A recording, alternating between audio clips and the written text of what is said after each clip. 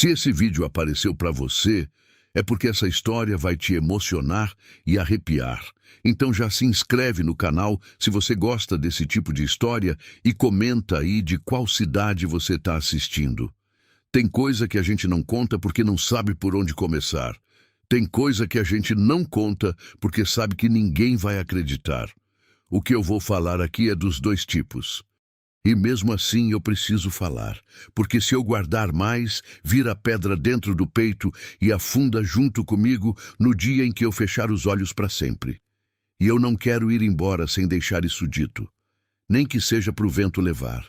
Meu nome é Lindalva.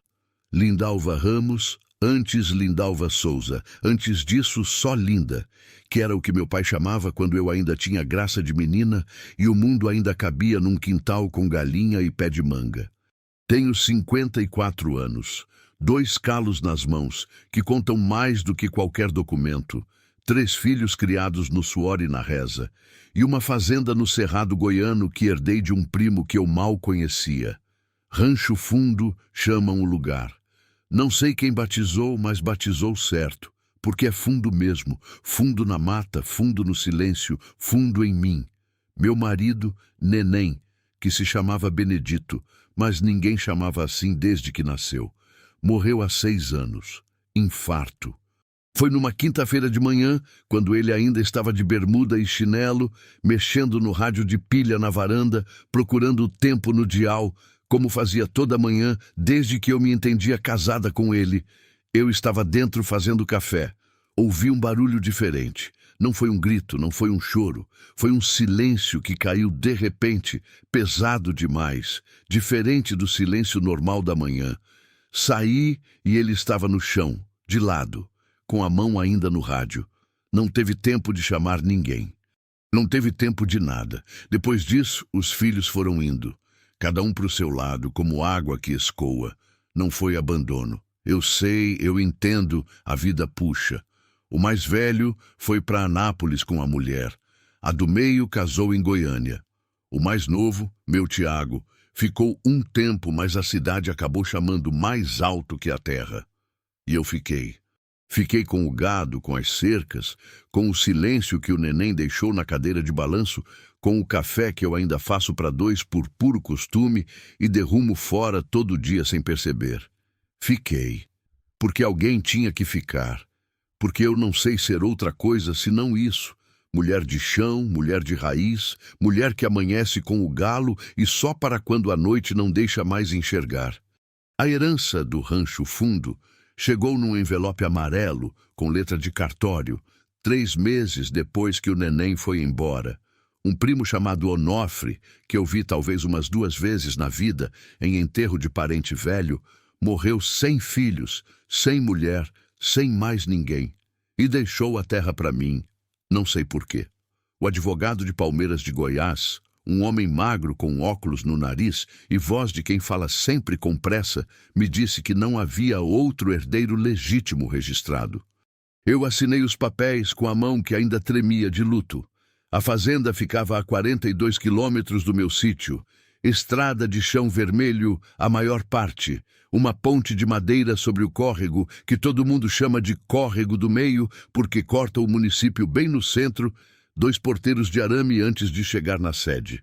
Fui conhecer numa tarde de maio, com o carro do meu vizinho Geraldo, que foi mais por curiosidade do que por caridade.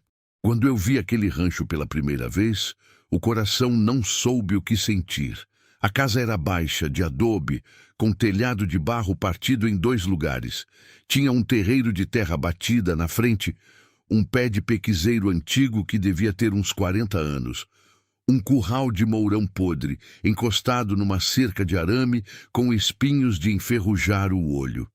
Dentro, cheiro de mofo, de coisa fechada, de tempo parado. Uma mesa de madeira escura, 2 cadeiras de palhinha, um fogão a lenha com cinza velha ainda dentro. Na parede, um calendário de 1987 com uma santa e uma moldura de cipó. Uma cama de casal com colchão de palha no quarto dos fundos. Geraldo ficou na soleira e disse: "Lindalva, você vai mesmo ficar com isso aqui?" Eu entrei, andei pelo quarto, passei a mão na parede grossa de adobe, olhei pela janela sem vidro para o cerrado que crescia livre além da cerca. Disse: vou. Não sei bem por que disse assim, tão certo, tão de uma vez. Talvez porque aquela casa parecesse igual a como eu estava por dentro. Fechada há tempo demais, com cinza velha no fogão e calendário parado num ano em que a vida ainda tinha outro jeito. Talvez porque eu precisasse de um lugar que fosse tão estragado quanto eu, para poder começar de algum ponto. Os primeiros meses foram de trabalho puro e sofrido. Eu e Tiago, que ficou mais 3 meses antes de ir embora para Goiânia, consertamos o que dava para consertar. Trocamos as ripas do telhado, calçamos o curral, limpamos o mato do terreiro com roçadeira e muito suor. Comprei 2 vacas Nelore magras de um fazendeiro que vendia o gado por precisão e coloquei para pastar no pasto que restava depois do cerrado tomar conta. Quando Tiago foi embora, eu fiquei sozinha de vez. E aí o silêncio bateu diferente. Não era o silêncio do neném, que era falta, aquele buraco no formato de pessoa que não some nunca. Era outro silêncio, mais antigo, como se aquela terra tivesse guardado alguma coisa dentro dela e estivesse esperando o momento certo para mostrar. À noite, eu deitava e ouvia o cerrado, grilos, sapos, o vento nos galhos do pequizeiro, o mugido baixo do gado lá no curral.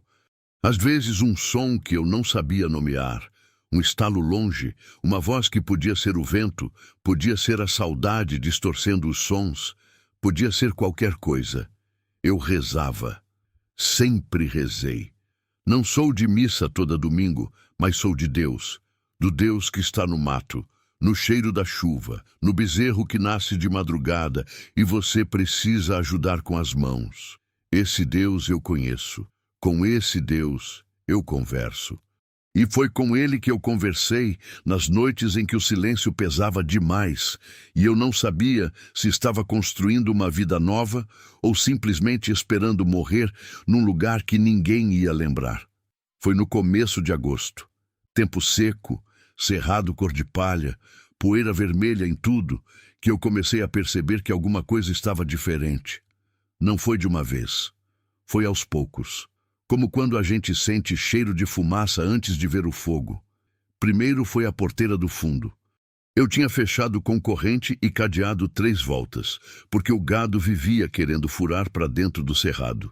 Numa manhã de segunda-feira, quando fui levar sal para o coxo, a porteira estava aberta. Não arrombada, aberta. Como se alguém tivesse chave. Pensei em Geraldo, que às vezes passava pelo fundo quando procurava gado perdido. Fui até a casa dele mais tarde e perguntei. Ele disse que não tinha passado por ali havia 15 dias. Fechei a porteira de novo. Dobrei a corrente. Na quinta-feira ela estava aberta outra vez. Dessa vez, eu olhei o chão com cuidado, agachada, com o sol ainda baixo e a luz boa para ver.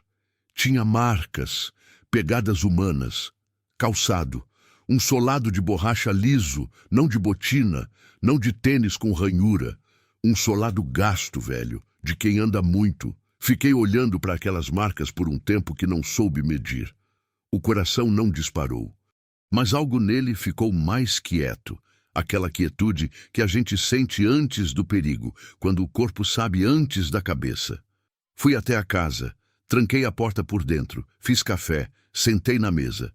Olhei o calendário de 1987 na parede.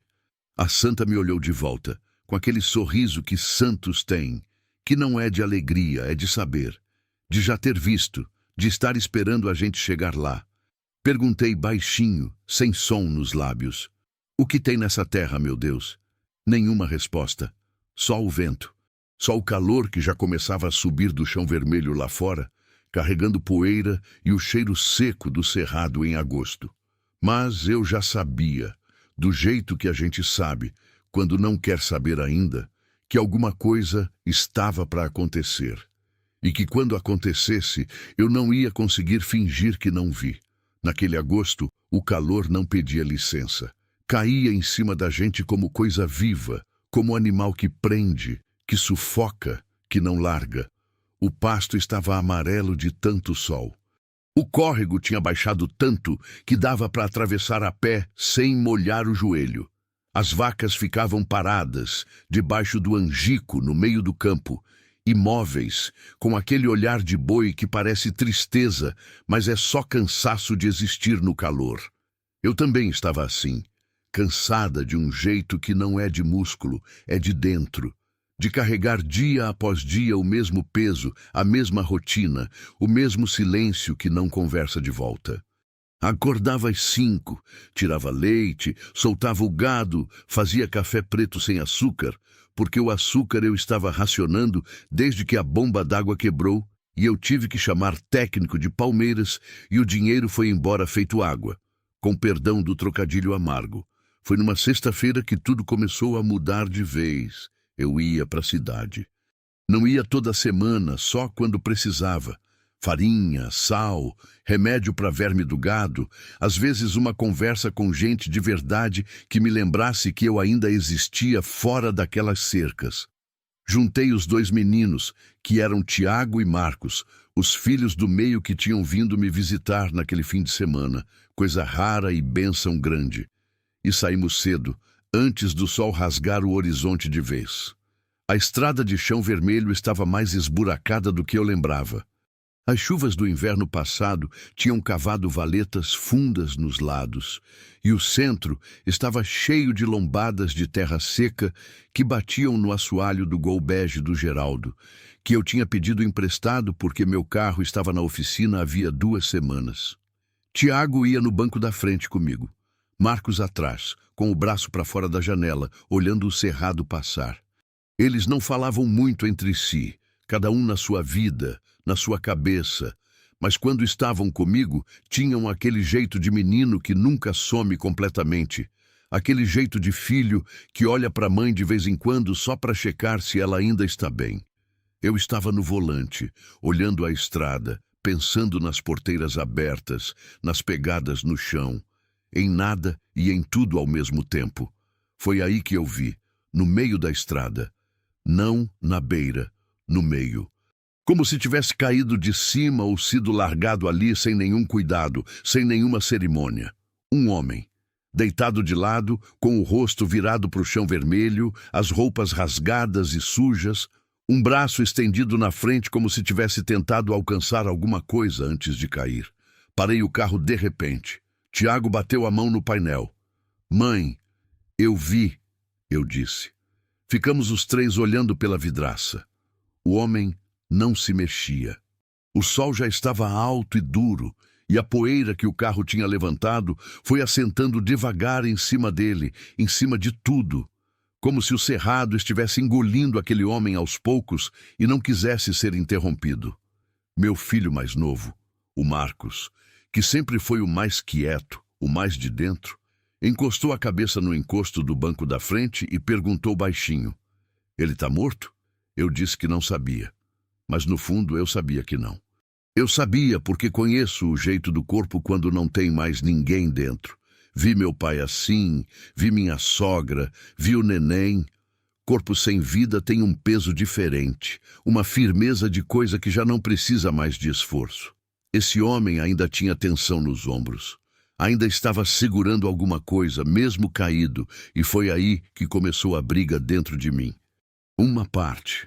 A parte que a vida ensinou a ser esperta, a parte que criou 3 filhos sozinha, que consertou cerca com as próprias mãos, que aprendeu que bondade demais no lugar errado é buraqueira que não tem fundo. Essa parte disse: "Vai embora, Lindalva. Você não sabe quem é esse homem. Você está sozinha nessa terra, longe de tudo. Seus filhos estão no carro. Vai embora." Mas a outra parte, a parte da minha mãe, que nunca passou por mendigo sem dar água. A parte do neném, que certa vez trouxe para casa um caminhoneiro que tinha capotado na BR e ficou 3 dias dormindo no sofá até poder andar. A parte que ainda acredita que a gente não encontra as coisas por acidente, que encontra porque precisa encontrar, ou porque a coisa precisa ser encontrada. Essa parte não deixou o pé ir para o acelerador. Fiquei parada. Motor ligado, poeira assentando. Tiago olhou para mim. Conhece a mãe. Sabe quando a decisão já foi tomada antes de ser falada. Suspirou. Abriu a porta. Descemos os dois. Marcos ficou no carro, mas ficou com a porta entreaberta, com os olhos em cima da gente o tempo todo. Chegamos devagar. Eu na frente, Tiago atrás e um pouco para o lado, como quem cobre sem saber que está cobrindo. O homem tinha uns 50 anos, talvez menos. Era difícil dizer, porque ele estava com o rosto batido, um corte na sobrancelha esquerda ressequido de sangue escuro, os lábios rachados pelo sol ou pela pancada. Não dava para saber. As roupas eram de trabalho, calça de sarja desbotada, camisa xadrez de manga comprida com um bolso rasgado, botina velha com solado liso, gasto, de borracha. Meu coração deu um pulo que eu fingi não sentir. Eu conheço aquele solado. Eu vi aquele solado impresso no chão vermelho, perto da minha porteira. Me agachei, coloquei a mão no ombro dele com cuidado, como quem toca coisa que pode quebrar ou morder. Não sabia qual dos dois. Senhor, nada. Senhor, o senhor me escuta? Ele se mexeu, devagar como quem sobe de um lugar fundo. Virou o rosto, abriu os olhos, castanhos, fundos, com uma coisa dentro que não era só dor física. Era uma dor de tempo, de coisa carregada há muito. Me olhou, e eu tive uma sensação estranha, perturbadora, que não soube nomear na hora e ainda hoje não sei nomear direito. A sensação de que ele não estava surpreso de me ver, como se já soubesse que seria eu. O que aconteceu? Eu perguntei. Ele demorou. A voz saiu áspera, seca como o mato ao redor. Me atacaram? Quem? Não lembro direito. Tiago se agachou do outro lado, checou o pulso. Meu filho sempre foi de instinto prático e disse baixinho que estava fraco, mas regular. Tem que levar para o posto, ele falou para mim. O homem então fez alguma coisa que me pegou de surpresa. Levantou a mão, devagar, com esforço visível, e segurou meu pulso. Não com força, com urgência. Não. Eu olhei para a mão dele no meu pulso, mão de trabalhador, calejada, com uma cicatriz antiga no indicador que parecia corte de arame. Por que não? Ele fechou os olhos de novo. Respirou fundo, com dificuldade. Me leva para algum lugar, qualquer lugar, não pro posto. Tiago me olhou com aquela cara de filho preocupado que diz tudo sem dizer nada. Mãe, cuidado. Mãe, pensa bem. Mãe, você sempre faz isso. Eu sempre faço isso. Levamos ele, não pro posto, pro rancho fundo. Não sei explicar direito por que tomei essa decisão. Posso falar de compaixão, de instinto, de fé, mas tem uma parte honesta em mim que sabe que tinha algo mais. Aquele solado, aquelas porteiras abertas, aquelas noites com o cerrado falando em voz que eu não entendia.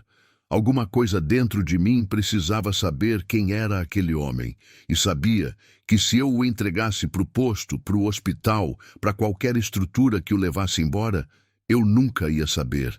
E eu precisava saber. Instalamos ele no quarto dos fundos, no colchão de palha do Onofre. Tiago ficou quieto o tempo todo, com aquele silêncio de quem discorda, mas respeita.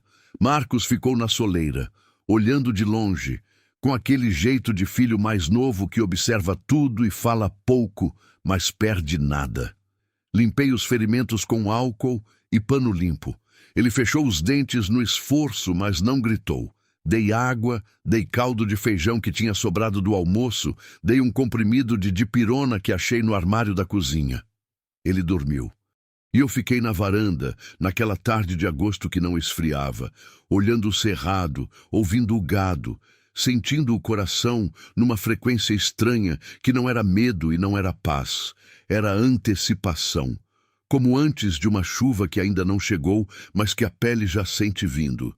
Na manhã seguinte, ele estava acordado antes de mim. Quando saí do quarto às 5 da manhã, ele já estava sentado à mesa da cozinha, com as mãos em cima da madeira escura, olhando pela janela para o terreiro ainda cinza de madrugada. Não tinha mexido em nada. Não tinha pegado nada. Só estava sentado, olhando. Bom dia, eu disse sem tirar o olho dele. Bom dia. Fiz café em silêncio. Coloquei a caneca na frente dele. Sentei do lado oposto da mesa. Ficamos assim por um tempo. O café fumegando, o galo cantando lá fora, o cerrado acordando com aquele rumor baixo de coisa viva demais para ser ignorada. Foi aí que ele olhou em volta da cozinha. Devagar, com os olhos passando pelas paredes, pelo fogão, pelo calendário de 1987, pela prateleira com os temperos, pela porta dos fundos. E depois levantou, sem pedir, sem perguntar.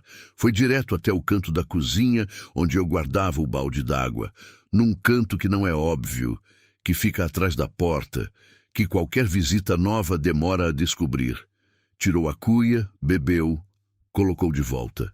Virou para mim como se nada tivesse acontecido. Eu estava parada com a caneca na mão, o café esfriando, o coração fazendo aquela pergunta que a boca ainda não tinha coragem de fazer.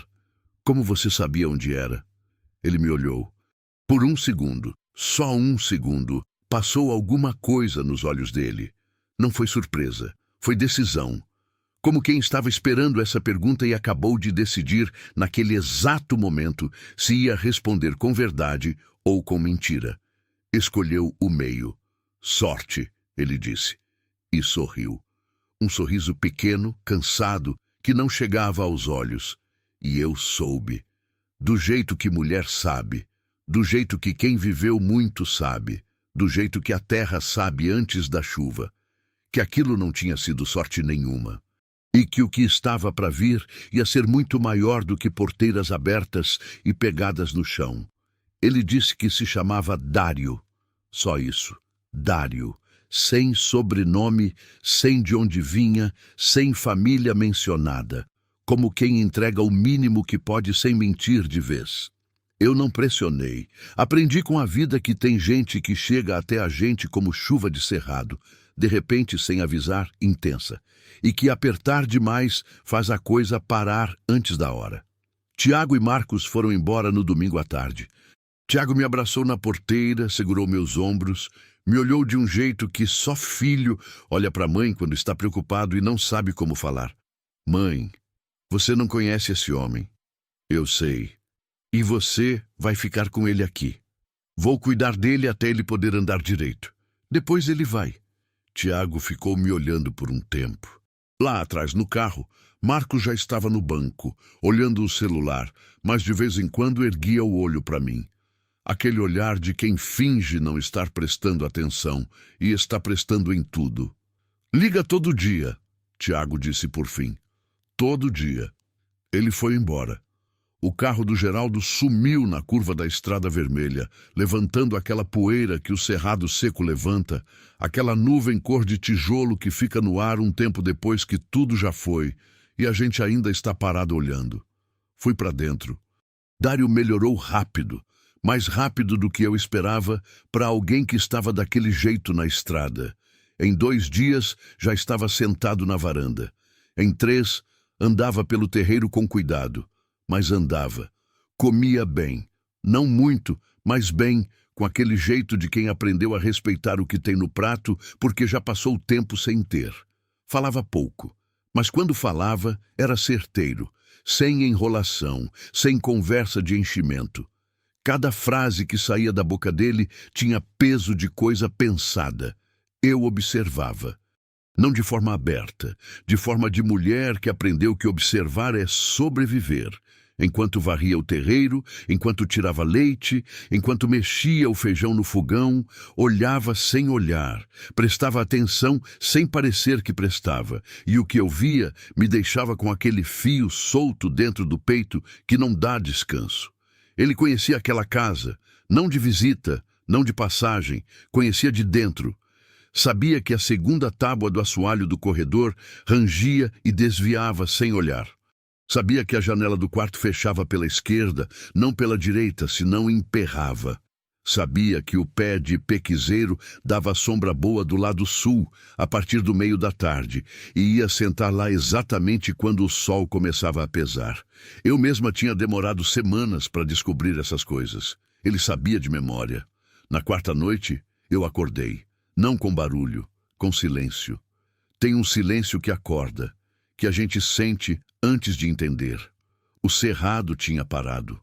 Os grilos, os sapos, o vento, tudo parou ao mesmo tempo, como quando um bicho grande passa perto e a mata segura o fôlego. Fiquei deitada, quieta, ouvindo o nada. E então ouvi. Vinha do quarto dos fundos. Baixo, sufocado, o tipo de som que alguém faz quando chora, mas não quer que ninguém ouça. Um choro preso na garganta, engasgado, de dor antiga, não de ferimento, não de dor de corpo, de dor de tempo, de coisa guardada há tanto que já não sabe mais a forma que tinha quando começou. Me levantei. Fui descalça pelo corredor, desviando da segunda tábua por instinto já incorporado. Parei na frente da porta fechada do quarto dos fundos. Fiquei ali, a mão no batente, sem bater, porque tem dor que não aceita testemunha. Aprendi isso com o meu próprio luto. As noites que eu passava com o rosto no travesseiro do neném, respirando o cheiro que já estava sumindo e que eu não teria suportado que ninguém visse. Tem dor que é só da gente, que pertence a um lugar dentro que não tem nome nem endereço. Fiquei parada ouvindo aquele choro baixo, até ele parar. Depois voltei para o meu quarto, deitei, fiquei olhando o teto de madeira escura e pensei, esse homem perdeu alguma coisa aqui, nessa terra, nessa casa. Ele não veio parar aqui por acidente. Ele voltou. A pergunta era, o que ele tinha deixado para trás? Na manhã seguinte ele estava diferente, mais fechado, mais distante, como se o choro da noite tivesse erguido um muro que antes não existia. Tomou o café em silêncio, olhando para o fundo do quintal, com aquela expressão de quem está vendo uma coisa que só existe para ele. Eu deixei o silêncio ficar um tempo. Lavei a louça, varri a cozinha, botei o fubá de molho para o mingau do almoço. Depois me sentei à mesa, de frente para ele, e esperei. Ele virou o rosto. Me olhou. Você vai me perguntar. Não era acusação, era constatação. Vou, eu disse. Ele respirou fundo. Olhou para o copo de café, rodou entre os dedos. Essa terra já foi da família da minha mãe. O ar da cozinha ficou diferente, mais pesado, como antes de uma tempestade. Eu não me mexi. Como assim? Perguntei, com a voz mais quieta do que eu planejava. Antes do Onofre, antes do seu primo. Ele parou. Passou a língua nos lábios rachados. A mãe da minha mãe viveu aqui. Nasceu aqui. Essa casa era dela, antes de ser de qualquer Ramos ou Souza. Fiquei olhando para ele. Então por que não é mais? Ele não respondeu. Levantou, foi até a varanda, ficou de costas, olhando o terreiro. E eu entendi que aquela conversa tinha chegado no limite que ele conseguia naquele momento. Que tinha mais, muito mais. Mas que aquela porta ele só ia abrir quando estivesse pronto. Ou quando não tivesse mais escolha. Foi nessa tarde que eu encontrei o documento. Não foi procurando. Foi arrumando. Eu tinha uma caixa de papéis velhos do Onofre que estava debaixo da cama do quarto dos fundos que eu tinha tirado quando preparei o quarto para o Dário e jogado num canto da despensa sem examinar. Fui pegar farinha e a caixa caiu, espalhando papéis pelo chão de terra batida da despensa. Me agachei para juntar. Eram coisas velhas. Recibo de compra de gado dos anos 70, um contrato de arrendamento de terra com tinta desbotada, quase ilegível, uma foto em preto e branco de uma mulher em frente a essa mesma casa. A casa era inconfundível, o pequiseiro menor, mas era ela, com uma criança no colo e um homem ao lado que eu não conhecia. Peguei a foto devagar, virei. No verso, escrito a lápis com letra miúda, Conceição Rancho Fundo, 1963. Fiquei olhando para aquela mulher. Ela tinha um jeito no rosto, não de beleza particular, mas de presença, de mulher que está no lugar certo e sabe disso. Os olhos olhavam direto para a câmera sem timidez, sem pose, olhos que conheciam aquela terra cada palmo. Debaixo da foto tinha um papel dobrado em 4. Abri, era um recibo de venda. datado de 1971. A terra vendida por um valor que hoje seria ridículo. O nome do vendedor, Conceição Maria das Dores. O nome do comprador, José Onofre Ramos. Meu primo Onofre. Sentei no chão da despensa, com o papel na mão, a foto do outro lado, a farinha espalhada ao redor e o coração fazendo aquela conta que a cabeça ainda tentava atrasar. Conceição, Rancho Fundo, 1963. Vendida em 71. A mãe da mãe do Dário. Chamei ele. Fui até a varanda onde ele estava sentado, estendi o papel e a foto sem dizer nada. Ele olhou para minha mão, olhou para mim, pegou devagar, viu a foto primeiro. E aí aconteceu uma coisa que eu não estava preparada para ver. O rosto daquele homem, que até então tinha sido rocha, tinha sido muro, tinha sido porta fechada, desmoronou. Não de repente, não com choro, desmoronou por dentro, como parede de adobe que a chuva foi comendo por baixo, até um dia não aguentar mais o próprio peso. Ele ficou olhando para a foto por um tempo que não sei medir. É ela, ele disse por fim. A voz não saiu inteira. Sua avó? Minha avó. Pausa. Conceição. Depois ele viu o recibo, leu devagar. As mãos, aquelas mãos de trabalhador, calejadas, com a cicatriz de arame no indicador, começaram a tremer. Só um pouco, mas tremeram. Quanto ela vendeu, ele disse, quase para si mesmo. Não foi pergunta, foi constatação dolorosa. Quanto ela vendeu barato. Devia estar precisando muito, eu disse, porque precisava dizer alguma coisa. Estava. Ele dobrou o papel de volta. Devolveu para mim. Ficou com a foto. Ela sempre estava precisando. A vida inteira. Ficamos em silêncio. O pôr do sol estava começando a tingir o cerrado de laranja e vermelho, aquele pôr do sol do cerrado goiano que é quase violento de bonito, que parece que o mundo está pegando fogo de propósito, para mostrar que até no fim do dia tem grandeza. Dário. Eu falei o nome dele com cuidado, como quem abre uma porta que não sabe o que tem do outro lado. Por que você voltou para cá? Ele demorou tanto para responder que eu achei que não ia responder. Depois disse, porque ela morreu pedindo para voltar e eu prometi que ia olhar essa terra uma vez antes de morrer também. A promessa não cumprida. Eu conheço essa dor. Conheço de dentro, de noite, de madrugada, quando não tem mais jeito de fugir dela. A dor de prometer para alguém que está indo embora e não conseguir cumprir. A dor que não passa porque a pessoa já foi e não pode mais ouvir o cumprimento. Olhei para ele. Olhei para o cerrado pegando fogo de laranja e vermelho. E senti, pela primeira vez desde que aquele homem tinha entrado na minha vida, que eu não estava com medo dele. Estava com pena, do tipo que não é fraqueza, é reconhecimento. De uma dor que a gente conhece no outro porque já carregou dentro de si. Naquela noite eu não dormi. Fiquei deitada ouvindo o cerrado voltar aos poucos, grilos, sapos, vento no pequizeiro, e pensando numa coisa que não conseguia parar de pensar. Aquela terra tinha chegado até mim por herança de um homem que a tinha comprado por um preço de nada de uma mulher que precisava de mais para recusar. Tinha chegado até mim limpa nos documentos, legítima no cartório, minha no papel. Mas será que era minha de verdade? Essa pergunta ficou comigo até o amanhecer. E quando o galo cantou e o céu começou a clarear por cima do cerrado, eu ainda não tinha resposta. Só sabia que alguma coisa estava prestes a ser cobrada. Não por Dário. Não por nenhum juiz ou cartório, por mim mesma. O setembro chegou com chuva.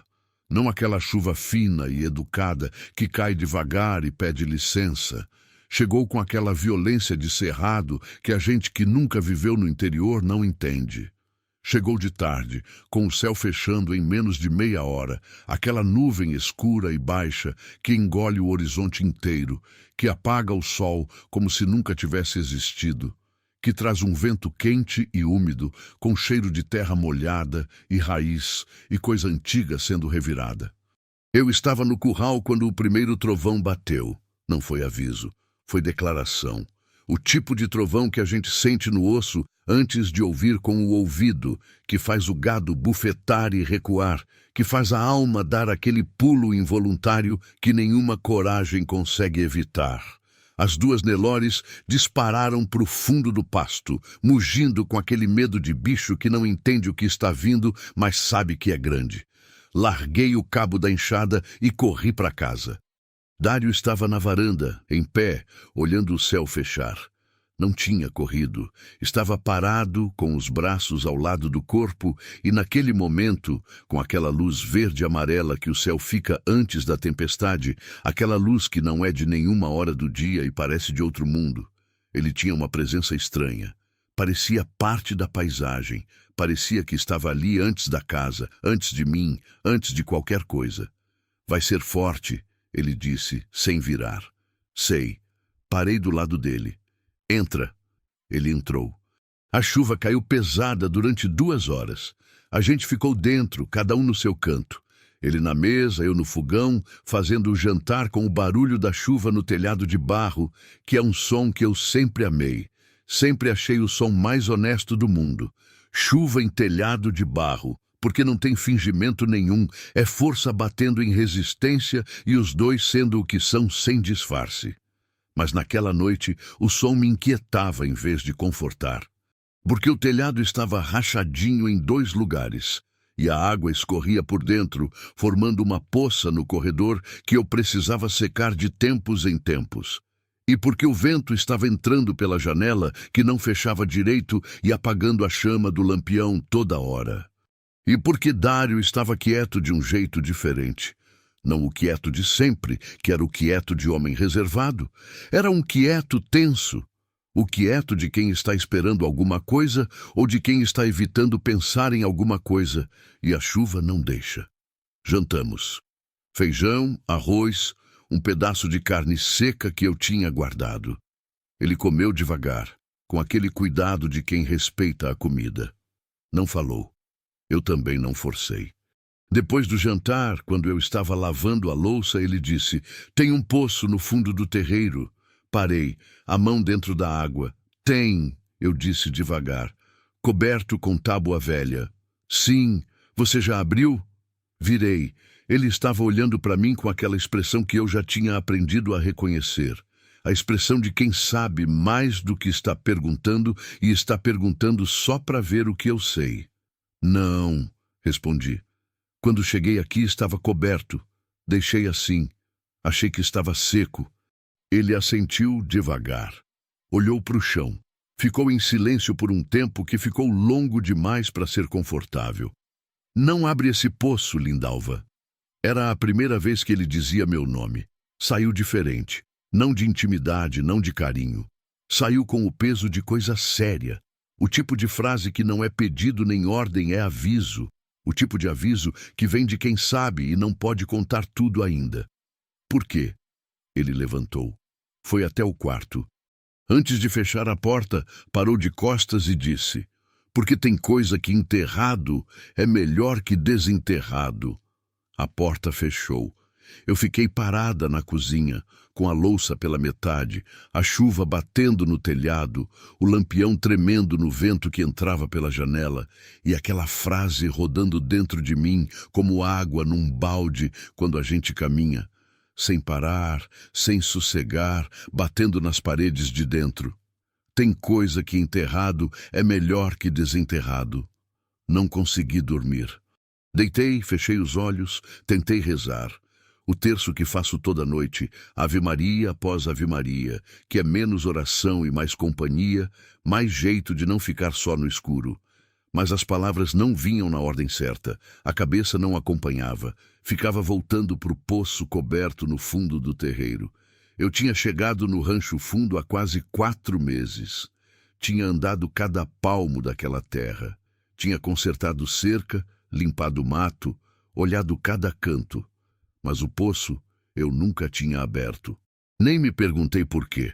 Agiu como instinto, como aquele instinto que a gente tem de não cutucar o que está quieto, de deixar o cachorro dormindo, de não abrir gaveta de morto sem necessidade. Mas agora, com a chuva batendo e aquela frase na cabeça, eu me perguntei pela primeira vez o que tinha me impedido na verdade. Não era prudência, não era preguiça. Era aquela sensação que às vezes a gente tem de que certos lugares estão guardados. Não pelo dono, não por cerca ou cadeado. Guardados por uma coisa que não tem nome na língua portuguesa, mas que toda mulher do campo conhece.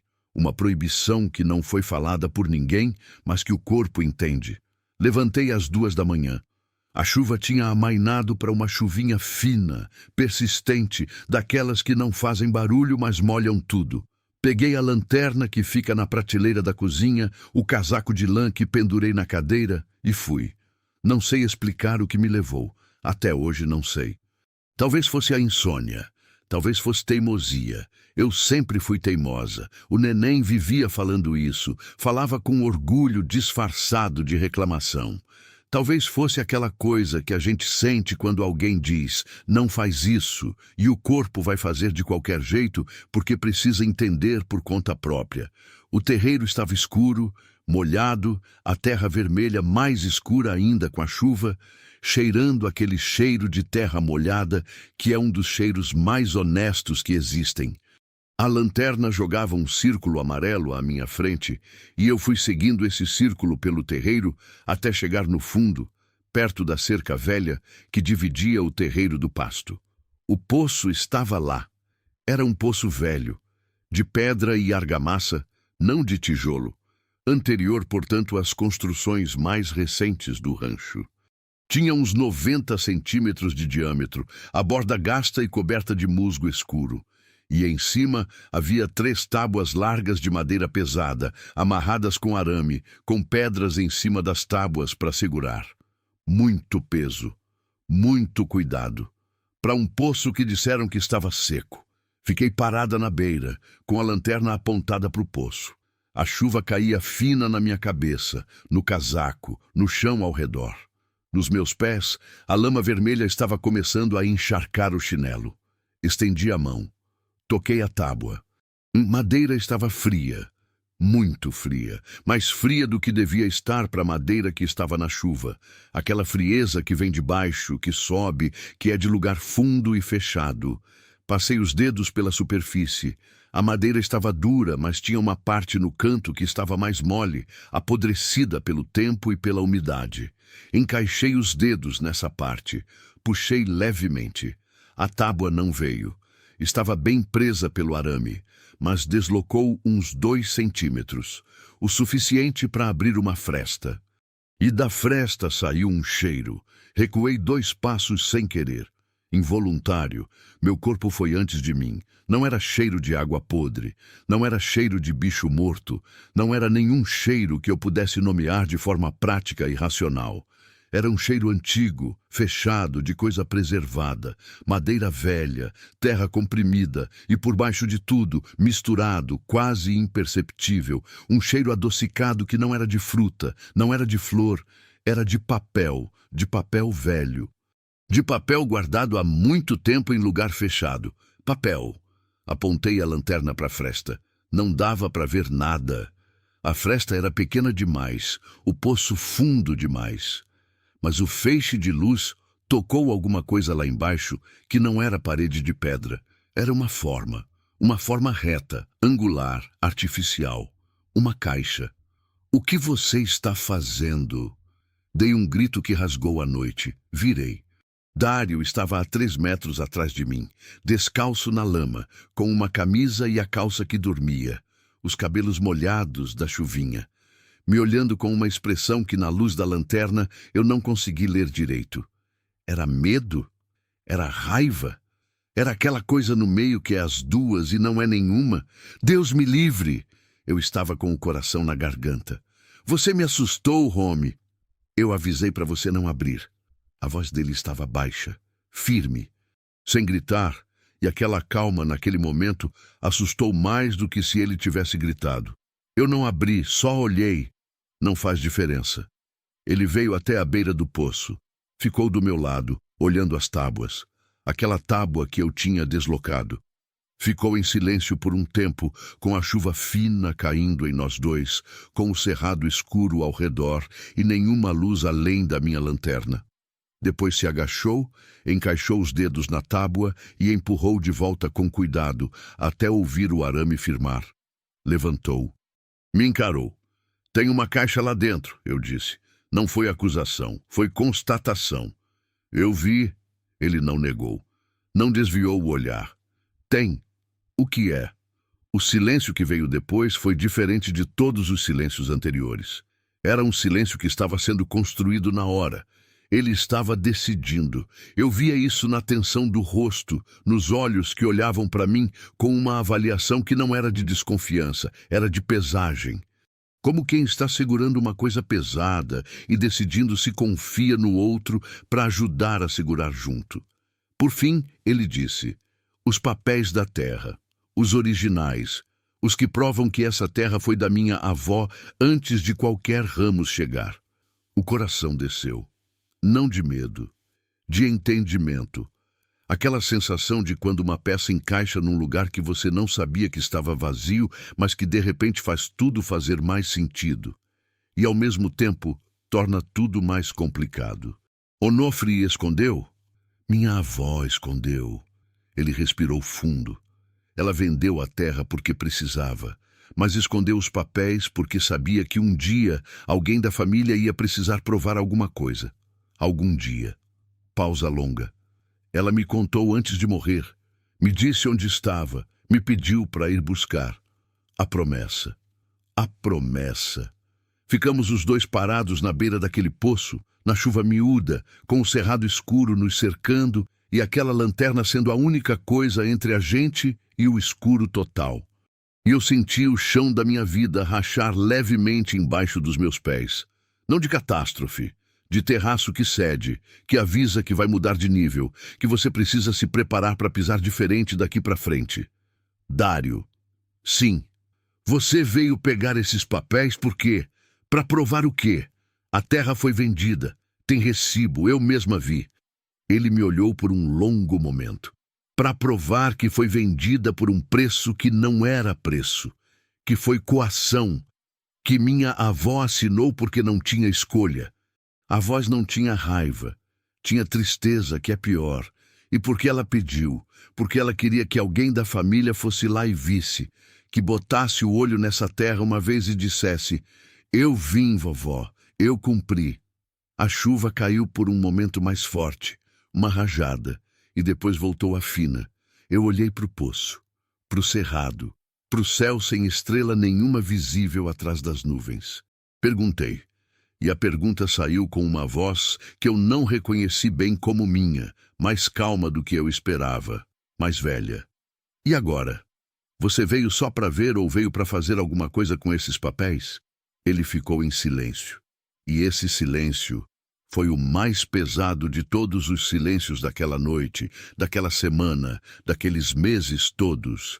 Porque nesse silêncio eu ouvi a resposta que ele ainda não tinha dito, que talvez ele mesmo ainda não tivesse coragem de dizer para si mesmo. Ele tinha vindo para tomar de volta. Voltei para dentro sozinha, deixei ele lá, parado na beira do poço, na chuva, naquele cerrado escuro. Não foi crueldade, foi necessidade. Eu precisava de 4 paredes, da luz do lampião, do cheiro do fogão apagado, de tudo que era meu e conhecido, para processar o que estava processando. Sentei na mesa da cozinha, coloquei a lanterna em cima da mesa. Olhei para as minhas mãos. Mãos de 54 anos. Mãos que enterraram o marido, criaram 3 filhos, consertaram cerca, ordenham vaca, amassaram pão, secaram lágrima própria e de filho. Mãos que assinaram os papéis dessa herança sem saber, sem poder saber, o peso do que estavam assinando. Aquela terra era minha no papel.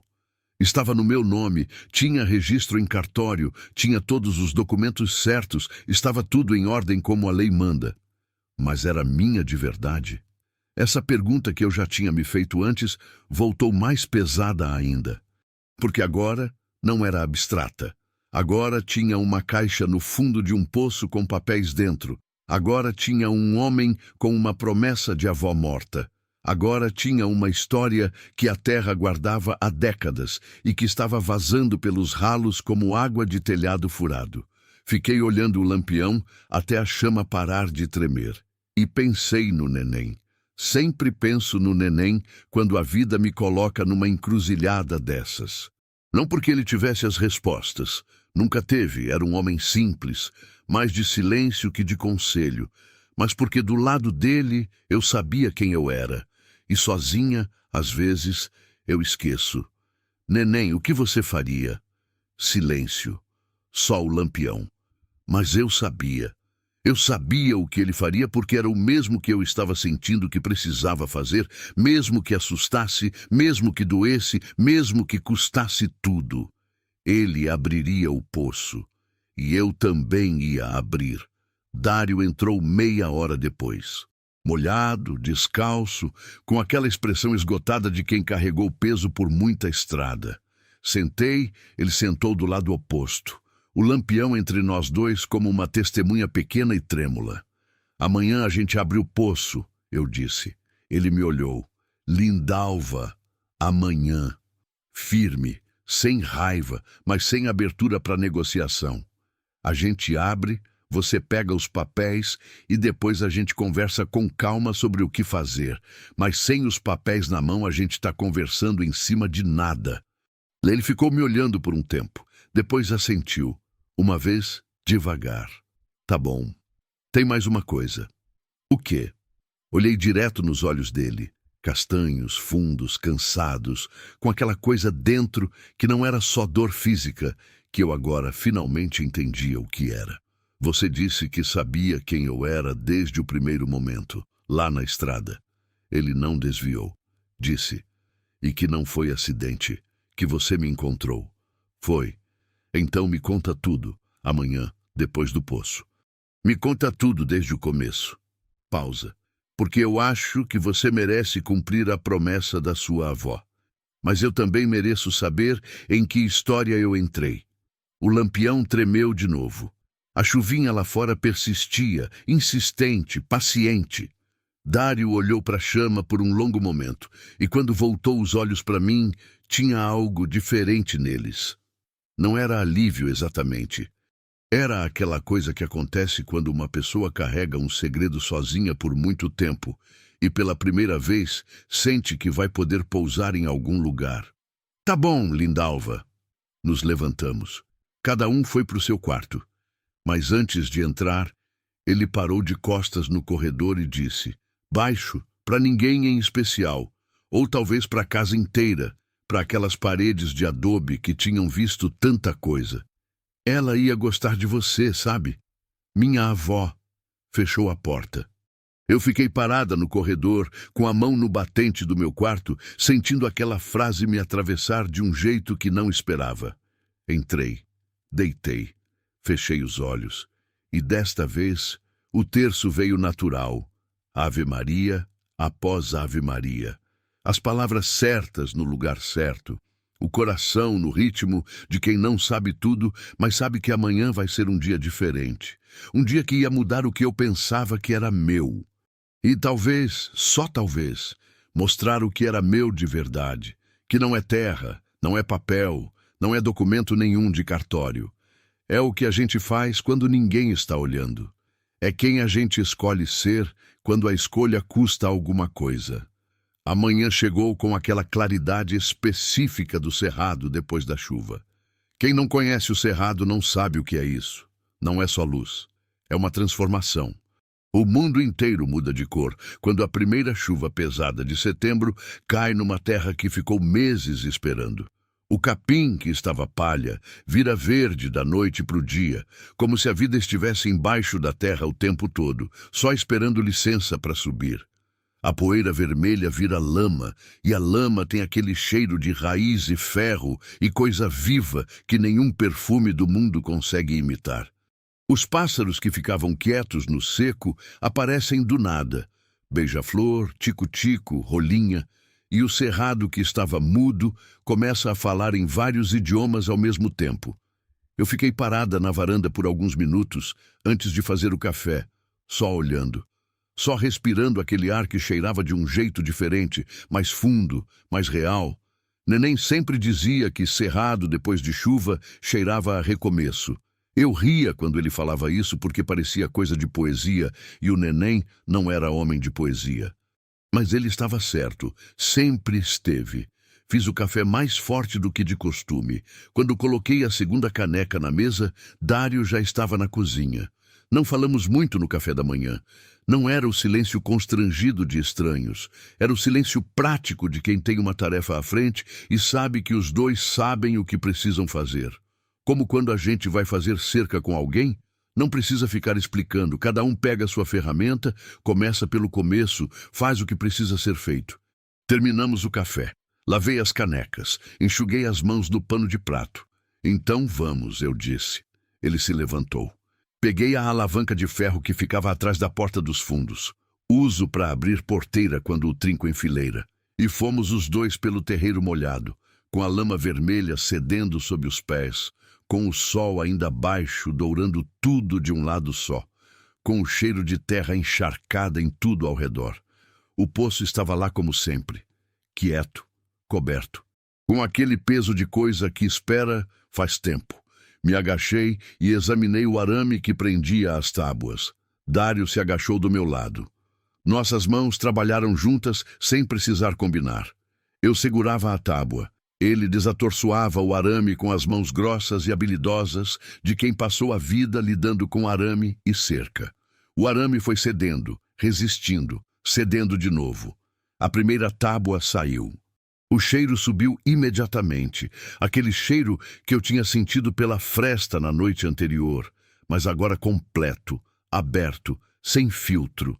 Madeira velha, terra fechada, papel guardado, e por baixo de tudo, um fundo úmido, de água parada muito funda, que provou que o poço não estava seco, estava tampado. A diferença entre seco e tampado. Achei isso importante de um jeito que não soube explicar na hora. Retiramos as 3 tábuas, colocamos no chão ao lado. Ficamos os dois na beira do poço aberto, olhando para dentro. O buraco era fundo, mais fundo do que eu esperava, e lá embaixo a escuridão era completa. Apontei a lanterna. O feixe de luz desceu e encontrou, a uns 4 metros de profundidade, uma plataforma de pedra que sobressaía da parede do poço como uma prateleira. E na plataforma, envolto em couro escuro e amarrado com tira de couro, uma caixa comprida e baixa, do tamanho de uma caixinha de sapato grande. Não estava na água. Estava acima do nível, naquela prateleira de pedra que alguém... A Conceição, eu entendi na hora, a Conceição com seus olhos de quem conhece a própria terra, alguém tinha construído ou escolhido especificamente para guardar aquilo longe da umidade, longe do alcance fácil, mas num lugar que um dia poderia ser acessado por quem soubesse onde olhar. Como a gente desce? Perguntei.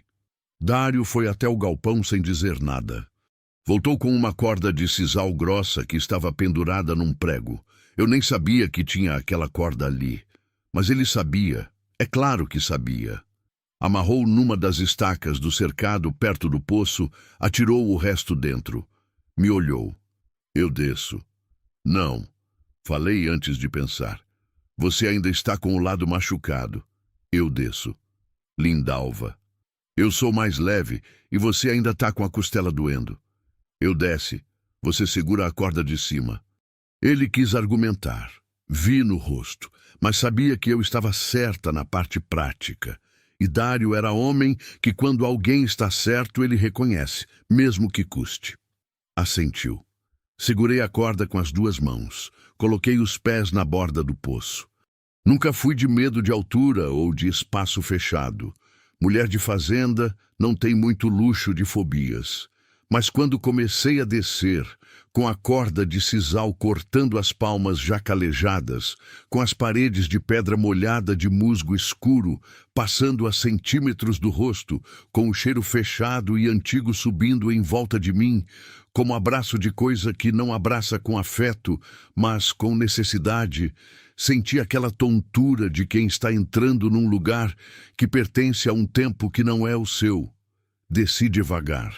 A lanterna pendurada no pescoço por um barbante, balançando, jogando luz nas paredes de pedra, o musgo verde escuro.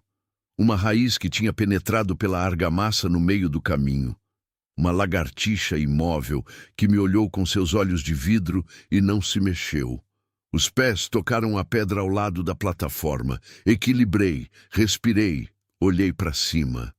O círculo do poço lá em cima, o rosto de Dário se inclinando para ver, o céu azul de setembro atrás dele, tudo pequeno e distante, como se eu tivesse caído para dentro de outro mundo. Virei. A caixa estava a 1 palmo de mim. Era mais velha do que eu esperava de perto. O couro que envolvia estava escuro de tempo, ressecado, mas intacto. Aquele couro que seca, mas não apodrece quando fica em lugar sem umidade direta, que mumifica em vez de decompor. As tiras de couro que amarravam estavam duras, endurecidas, mas não estragadas. Passei a mão em cima devagar. E aí aconteceu uma coisa que não sei explicar direito, e não vou tentar inventar explicação científica para ela. Quando minha mão tocou aquele couro, senti um tremor. Não nas mãos. Em algum lugar no meio do peito, naquele lugar onde a gente sente as coisas que não têm nome. Um tremor pequeno, rápido, como quando a gente toca num fio que não sabia que estava vivo. Como quando a gente entra num quarto escuro e antes de ver qualquer coisa, sente que tem alguém ali. Não era assombro, não era medo, era reconhecimento. Como se aquela caixa tivesse esperado por mãos que chegassem com intenção honesta e as minhas mãos, com todos os seus calos e suas histórias e seu luto e seu cansaço, fossem as primeiras a chegar assim desde que a Conceição a colocou ali décadas atrás. Peguei a caixa com cuidado. Era mais pesada do que o tamanho prometia. Achou? A voz de Dário de cima. Achei! Amarrei a caixa com o barbante da lanterna da melhor forma que pude, deixando a lanterna presa junto para ele poder ver. Gritei para ele puxar devagar. Vi a caixa subir pelo buraco, balançando levemente, sumindo na claridade lá em cima. Depois subi eu mesma, centímetro por centímetro, com os braços queimando e as palmas ardendo no sisal, até as mãos do Dário agarrarem meu antebraço e me puxarem de volta para a superfície, para o sol quente de setembro, para o cheiro de terra molhada, para o mundo que eu conhecia. Sentamos os dois na beira do poço, a caixa entre a gente. Dário olhou para ela por um tempo sem tocar. Eu entendi. Tinha a mesma coisa que eu tinha sentido lá embaixo, mas diferente, mais pesado, porque para ele aquela caixa era o último fio de uma mulher que tinha morrido, pedindo por isso, que tinha vivido uma vida inteira com o peso de uma terra perdida, que tinha criado filha, a filha tinha criado ele, e a promessa tinha passado de mão em mão como herança que ninguém pediu, mas ninguém teve coragem de largar. Você quer abrir sozinho? Perguntei. Ele demorou. Depois balançou a cabeça. Não. Você fica. Puxou as tiras de couro com cuidado, devagar, com uma reverência que eu nunca tinha visto em mão de homem. Aquele cuidado de quem sabe que o que está segurando é frágil, não por ser velho, mas por ser importante. A caixa abriu. Dentro havia um envelope grande de papel pardo, amarelado, com a borda escurecida, mas intacto. Embaixo do envelope, dobrado, um pano de algodão branco com bordado à mão na borda. Flores pequenas, miúdas, feitas com linha azul num ponto que eu reconheci, porque minha avó fazia igual. Aquele ponto que as mulheres do interior aprendiam umas com as outras, e que cada região tinha o seu jeito. E dentro do pano, embrulhado com cuidado, uma fotografia. A mesma mulher da foto que eu tinha encontrado na despensa, a Conceição. Mas nessa foto ela estava mais jovem, talvez 20 e poucos anos, talvez menos, e estava na frente do poço, este poço, com a mão espalmada na borda, olhando não para a câmera, mas para o buraco, com um sorriso pequeno e particular, o sorriso de quem acabou de guardar um segredo e está satisfeita com o esconderijo. Ela sabia que alguém ia encontrar um dia. Ela estava esperando. Dário ficou olhando aquela foto por tanto tempo que eu perdi a conta. Depois a dobrou com cuidado dentro do pano, colocou de lado e pegou o envelope. Abriu. Eram documentos, vários, dobrados juntos com um barbante de algodão. Dário foi abrindo um por um, lendo devagar. E eu via no rosto dele a história sendo lida, as emoções passando como nuvem em dia de vento, raiva e tristeza e surpresa, e aquela coisa dolorosa, que é confirmação, que é quando você suspeitava de algo horrível e descobre que estava certo, e isso não alivia, só pesa mais. Eu esperava quieta, com as mãos no joelho, olhando o cerrado verde e brilhante da manhã depois da chuva. Por fim, ele me passou o primeiro documento. Era uma escritura, anterior à venda de 71, datada de 1948, quando a Conceição tinha recebido a terra do pai dela, avô de Dário, portanto, bisavô de quem viesse depois, como herança legítima, registrada, com testemunhas assinadas, com carimbo de cartório de Palmeiras de Goiás, ainda legível. A terra era dela antes, documentada, registrada, legal. O segundo documento era uma carta, manuscrita em papel diferente, letra diferente da escritura. Letra miúda, inclinada, com a pressão irregular de quem escrevia com dificuldade ou com muita emoção. "Você consegue ler?" ele perguntou. "Consigo." Peguei a carta. Respirei fundo. Liguei em voz alta, devagar, com a voz fazendo pausas onde o papel exigia, onde a letra estava mais tremida, onde a emoção de quem escreveu tinha entrado pela pena e ficado registrada na pressão da tinta sobre o papel. "Escrevo isso sabendo que não vou mais poder guardar essa terra. O homem disse que se eu não vender, ele encontra outro jeito de tomar. Eu sei que ele pode. Vi ele fazer com outros. Meu filho ainda é pequeno, e eu não tenho homem para me defender e não tenho dinheiro para advogado. Vendo porque não tenho saída. Mas não vou embora sem deixar prova. Essa terra foi do meu pai e do pai do meu pai antes dele. Tem meu sangue em cada palmo. Quem ler isso algum dia saiba. Eu não vendi porque quis. Vendi porque me obrigaram. E um dia alguém da minha família há de voltar aqui e encontrar esse papel e saber que isso existiu. Que eu existei.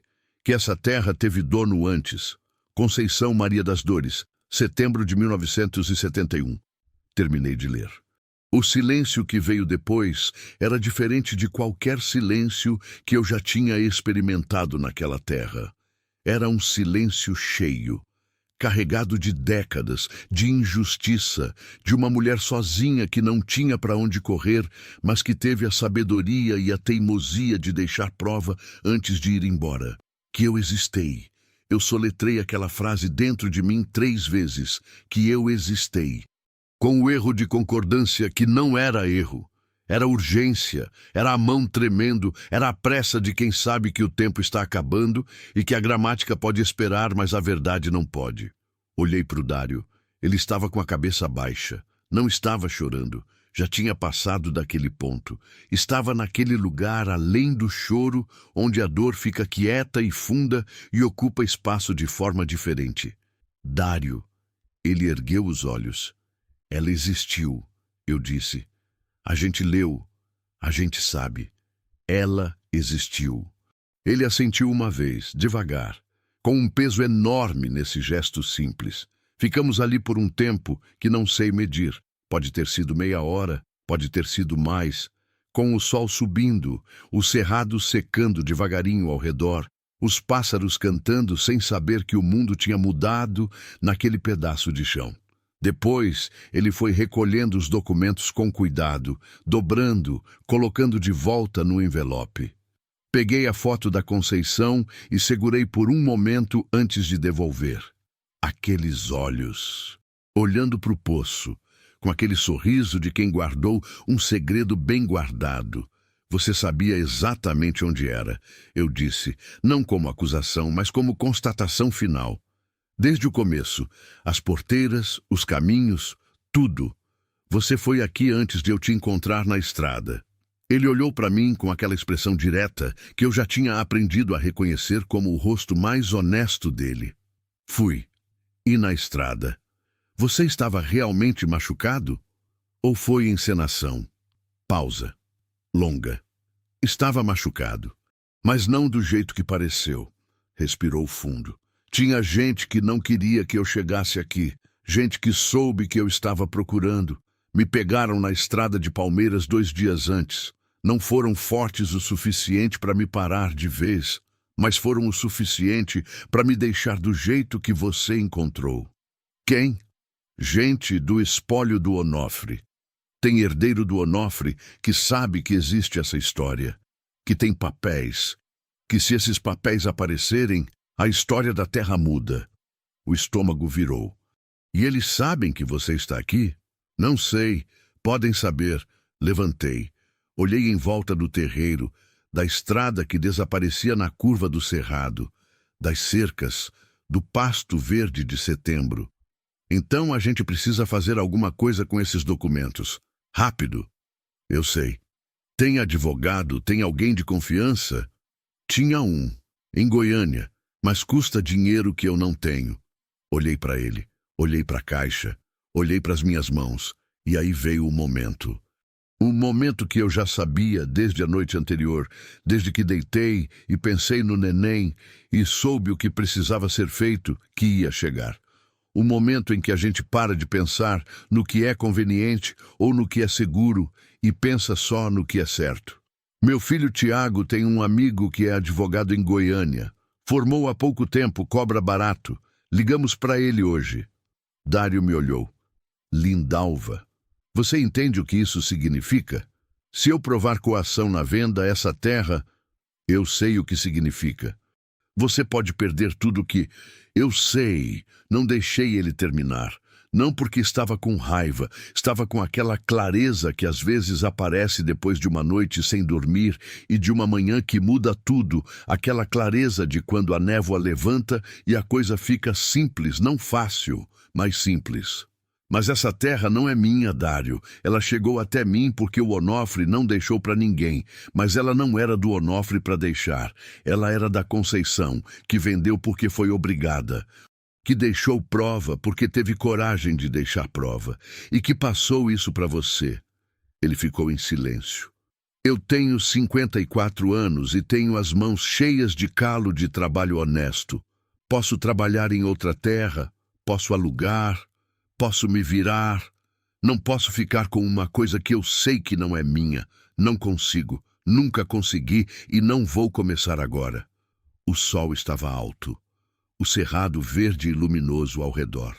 Um beija-flor apareceu do nada e pairou por um segundo perto da borda do poço. Aquele pairar de asas que é rápido demais para ser acidente, parece demais com recado. E foi embora. Ela ia gostar muito de você. Dário disse. Pela segunda vez. E dessa vez, a voz saiu inteira, e dessa vez ele estava olhando para mim com os olhos do jeito que homem olha quando respeita de verdade, quando vê em alguém uma qualidade que ele estava precisando encontrar para continuar acreditando que existe. Naquela tarde, ligamos para o Tiago. Ele ficou quieto enquanto eu contei. No silêncio do telefone, eu conseguia ouvir ele processando. Aquele silêncio de filho adulto que está decidindo se vai discutir com a mãe ou se vai confiar nela. Tiago sempre escolheu confiar no final. Sempre. Deixa eu ligar para o Renato, ele disse por fim. O advogado. Explica de novo quando ele ligar. Renato ligou 1 hora depois. Ouvi os documentos. Pediu foto de tudo. Mandei pelo celular do Dário que tinha bateria sobrando. Ficou em silêncio por um tempo. Depois disse... Isso é um processo longo e complicado, mas esses documentos são reais e a carta é datada e assinada. Se tiver outras testemunhas da época, familiares, qualquer coisa, fortalece muito. Tem, disse Dário. Tem uma vizinha da época que ainda vive em Palmeiras, 80 e tantos anos. Ela estava lá. Então tem caso. Naquela noite, pela primeira vez desde que aquele homem tinha entrado na minha vida, a gente sentou na varanda os dois, sem tensão entre a gente. Só sentou. O cerrado esfriando depois do calor do dia, os grilos voltando ao trabalho deles, uma lua nova nascendo devagar sobre o horizonte. Aquela lua fina como unhinha de criança, que não ilumina, mas promete. Dário ficou olhando a lua por um tempo. Depois disse, com aquela voz dele de poucas palavras e muito peso: "Você perdeu uma terra hoje." "Não perdi", eu disse. "Devolvi, que é diferente." Ele virou o rosto, me olhou. "Você vai ficar bem?" Pensei, com honestidade, com o cansaço todo do dia, com o peso de tudo que tinha acontecido e de tudo que ainda ia acontecer.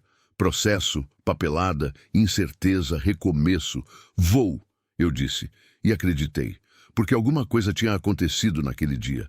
Não era só os papéis, não era só o poço, não era só a história da Conceição.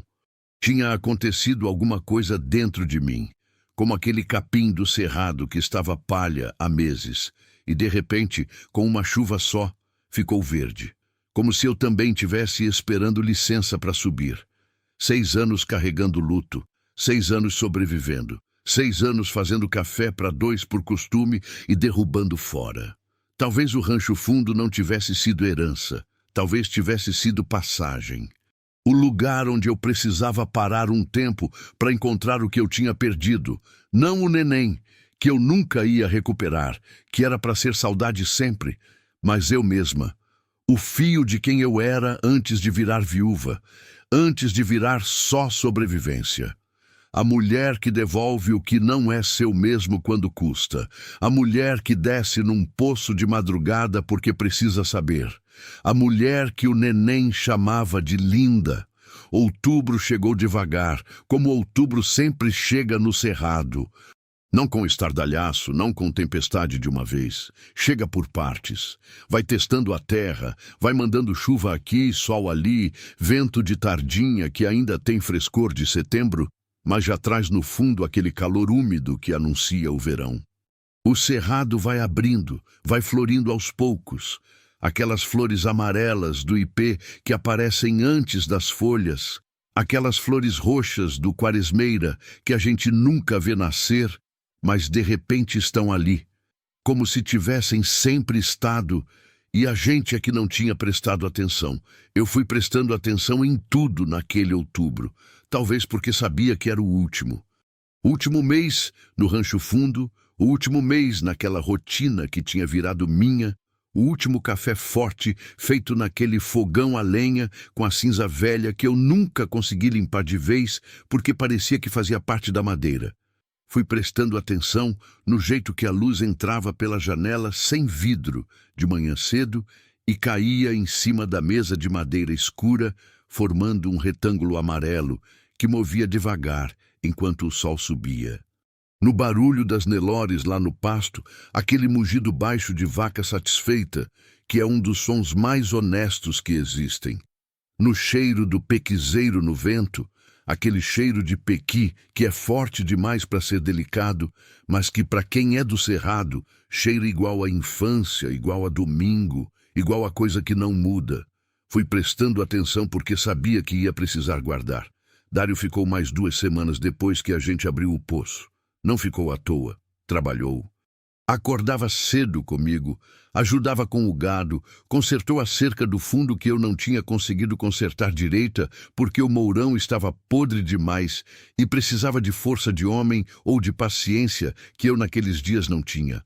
Reformou o telhado do galpão com ripas que trouxemos de Palmeiras.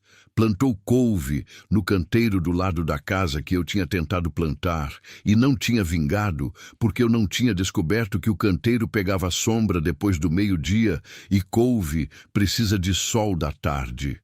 Ele sabia, claro que sabia.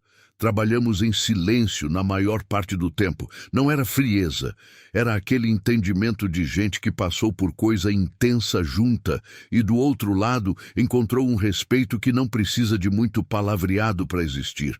Como 2 trabalhadores de roça que se conheceram num dia difícil e descobriram que sabem trabalhar no mesmo ritmo, que não precisam explicar um para o outro como segurar a enxada. À noite jantávamos juntos e às vezes conversávamos. Não sobre os documentos, sobre isso a gente deixava para o Renato, que já tinha dado entrada num processo cautelar para preservar as provas enquanto o caso principal corria. Conversávamos sobre outras coisas, sobre o cerrado, sobre as histórias que ele tinha da avó Conceição.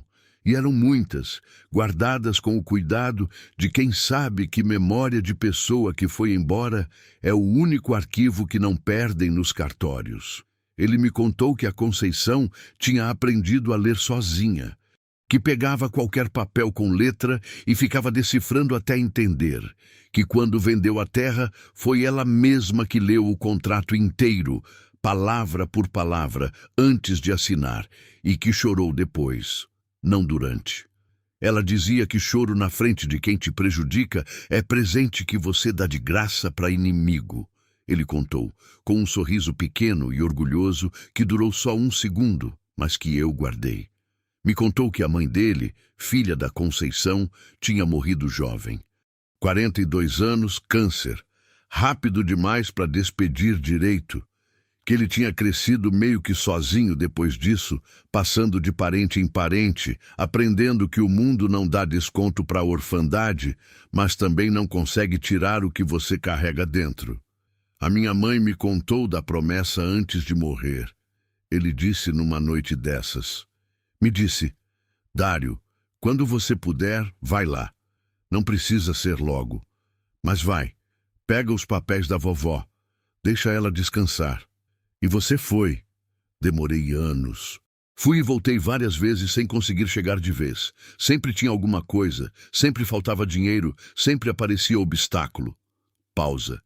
Acho que eu também estava com medo. De quê? Ele pensou por um momento. De chegar e não encontrar nada. De a terra ter sumido, os papéis ter apodrecido, de tudo que minha avó guardou ter virado pó. Acho que enquanto eu não fui, a promessa ainda estava viva. Se eu fosse e não tivesse nada. Não terminou. Não precisou. Eu entendi aquilo da cabeça aos pés. Conheço a lógica perversa do luto e da promessa. Que às vezes a gente não vai atrás de alguma coisa não porque é preguiça ou covardia, mas porque enquanto não vai, aquela coisa ainda pode existir. É a lógica da caixa fechada. Do que a gente não abre não está perdido ainda. Mas você foi. Fui. E tinha. Ele olhou para a mesa. Por causa de você. Fiz que não. Por causa da Conceição, corrigi. Ela guardou direito. Escolheu o lugar certo. Protegeu do jeito que sabia. Ela fez a parte dela faz 50 anos. Você só foi lá buscar. Ele ficou em silêncio por um tempo. Depois. E você deixou. E eu deixei. Na segunda semana de outubro, apareceu o homem. Eu estava no terreiro de tarde, estendendo roupa no varal de arame, quando o carro entrou pela porteira.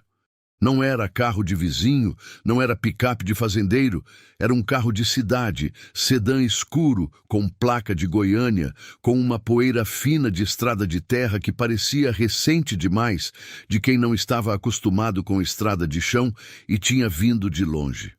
Parou no meio do terreiro. Desceu um homem de uns 40 anos, roupa de cidade, calça de tecido, camisa de botão, sapato fechado que já estava vermelho de poeira. Cabelo cortado, óculos, uma pasta de couro no braço. Tinha o jeito de quem está acostumado a entrar em lugares e esperar que as pessoas se justifiquem para ele. Me olhou de cima a baixo com aquele olhar de avaliação rápida que certos homens fazem com mulher de idade em quintal de fazenda e já decidiram o que encontraram antes de ouvir uma palavra. A senhora é a Lindalva Ramos? Sou. Meu nome é Fábio Onofre, sobrinho do senhor José Onofre Ramos. Vim conversar sobre a propriedade. O coração deu aquele baque surdo que dá quando a gente estava esperando, mas ainda assim toma susto. Segurei a roupa que estava nas mãos.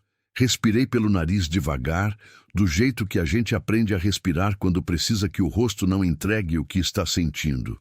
Pode sentar na varanda, eu disse com a voz mais calma do que eu merecia ter naquele momento. Vou buscar água. Dário estava no galpão quando o carro entrou. Eu sabia disso. E sabia que ele tinha visto. Fui buscar a água na cozinha e pelo caminho passei pelo corredor que dava visão para o galpão. Ele estava parado na sombra da porta, imóvel, me observando. Nossos olhos se encontraram por um segundo. Ele fez um gesto pequeno com a cabeça. Eu fico aqui. Você vai. Fui. Sentei na varanda de frente para o Fábio Onofre. Ele tinha aberto a pasta e tirado um papel. Colocou na mesa entre a gente com aquele gesto de quem está acostumado a usar papel como argumento, como se o papel falasse por si e a pessoa do outro lado fosse entender o que está escrito e recuar na hora. Era uma notificação. Linguagem jurídica que eu não entendia toda, mas entendi o suficiente. Ele alegava ter direitos sobre a propriedade por ser herdeiro colateral do Onofre. Aquela linha de argumento complicada de parentesco de cartório que eu não ia conseguir rebater na hora. A herança foi transferida para o senhor de forma questionável, ele disse, com aquele tom de quem está sendo razoável, mas quer que você saiba que pode parar de ser. Meu tio tinha outros herdeiros. A senhora foi beneficiada por um testamento informal que pode ser contestado. Olhei para ele, olhei para o papel, olhei para o cerrado além da varanda. Verde, luminoso, cheio de vida depois das chuvas. E o senhor veio aqui para fazer o quê, exatamente? Propor um acordo. A senhora cede a propriedade voluntariamente, recebe uma compensação financeira justa e a gente encerra isso sem processo. Compensação de quanto? Ele falou um número. Era pouco, era muito pouco. Era o tipo de número que faz sentido só quando a outra pessoa está desesperada ou desinformada. E ele claramente apostava que eu era as duas coisas. Fiquei olhando para ele por um momento. Posso te perguntar uma coisa, Fábio? Ele piscou, levemente surpreso com o tom. Eu tinha usado o nome sem o senhor, igual, como conversa de adulto com adulto. Pode. O seu tio comprou essa terra de uma mulher chamada Conceição Maria das Dores em 1971. O senhor sabe disso? Uma hesitação pequena, quase imperceptível. Sei que tem uma compra registrada, sim. E sabe como foi essa compra? Foi uma transação legal, documentada. Foi uma coação. Falei sem levantar a voz, sem drama. Só falei. A Conceição deixou escrito, deixou prova. E essa prova está agora com um advogado em Goiânia, num processo cautelar que foi dado entrada essa semana. O rosto do Fábio Onofre mudou. Não muito. Era homem de controle, homem acostumado à negociação. Mas mudou o suficiente. Uma tensão que apareceu perto dos olhos, uma rigidez nos ombros que não estava antes. Que processo? Pode ligar para o doutor Renato. Fui até a mesa da cozinha, voltei com o cartão que o Tiago tinha mandado no envelope junto com a xerox dos documentos. Coloquei na frente dele. O número está aí. Ele pegou o cartão. Olhou. Ficou em silêncio por um momento. Depois juntou os papéis, fechou a pasta, se levantou. Me olhou de um jeito diferente agora. Não de cima a baixo. De frente. Reajustando o que tinha encontrado. A senhora está abrindo mão da propriedade? Não estou abrindo mão de nada que seja meu. Estou reconhecendo o que não é. Ele ficou parado por um segundo. Depois assentiu. Não de concordância, de recalibração. O jeito de homem que vai precisar pensar de novo, que vai precisar conversar com outros, que percebeu que o cenário é mais complicado do que veio esperando. Vou verificar. Ótimo. Desceu do degrau da varanda, foi para o carro. Antes de entrar, parou, olhou o terreiro, olhou o pequiseiro, olhou a casa. Meu tio nunca falou bem dessa terra, sabia? Ele disse quase para si mesmo. Dizia que ela pesava, que ele nunca ficou à vontade aqui. Não respondi. Ele entrou no carro. O sedã escuro saiu pelo terreiro, levantou a poeira vermelha, sumiu na curva da estrada. Fiquei em pé na varanda até a poeira assentar de vez. Dário saiu do galpão e veio devagar até a varanda. Ficou parado na beira, olhando para a estrada vazia. Eu ouvi, ele disse. Eu sabia que ia ouvir. Você foi bem. Fui honesta. Que é diferente de bem. Ele olhou para mim. Havia alguma coisa no rosto dele naquele momento que eu precisei desviar o olhar. Não de desconforto, mas daquele tipo de olhar que chega fundo demais. E a gente precisa de um segundo para se preparar para receber. Sentamos na varanda os dois. O sol descendo, o cerrado tomando aquela cor dourada, que é o momento mais bonito do dia. Aquela hora em que tudo parece pintado por alguém que estava querendo muito acertar. Você vai ficar onde? Ele perguntou. Depois que... Não sei ainda. Genuíno. Não era tristeza, era verdade. Tiago me chamou para ir para Anápolis. O mais novo quer que eu vá para Goiânia. Mas eu acho... Parei. Acho o quê? Olhei para o terreiro, para o poço que estava aberto ainda. Tínhamos decidido deixar aberto, deixar o ar entrar, deixar aquela câmara que tinha ficado fechada por décadas respirar um pouco. Acho que eu não terminei ainda com o campo, que eu ainda tenho chão para andar. Só não sei qual chão. Dário ficou em silêncio por um momento. Tem um sítio pequeno, perto de Pirenópolis. Falou devagar, como quem testa o peso da frase antes de soltar inteira. Da família de um amigo meu. Ele não está usando. Precisa de alguém para cuidar em troca de moradia e parte do que produzir. Olhei para ele. Por que você está me contando isso? Porque você vai precisar de um lugar. Dário, não é favor. Firme, mas gentil. É troca justa. Você sabe trabalhar a terra melhor que muita gente que nasceu para isso. Aquele sítio precisa de mão de quem sabe. E você... Parou. Recomeçou. Você merece um lugar onde o chão seja seu de verdade, de trabalho, não de herança de ninguém. Fiquei olhando para ele por um tempo. Pensei no neném. Pensei na cadeira de balanço na varanda do sítio velho, no rádio que ele mexia toda manhã. Pensei nas mãos dele, que eram parecidas com as minhas, que eram de trabalho, que faziam calo nos mesmos lugares.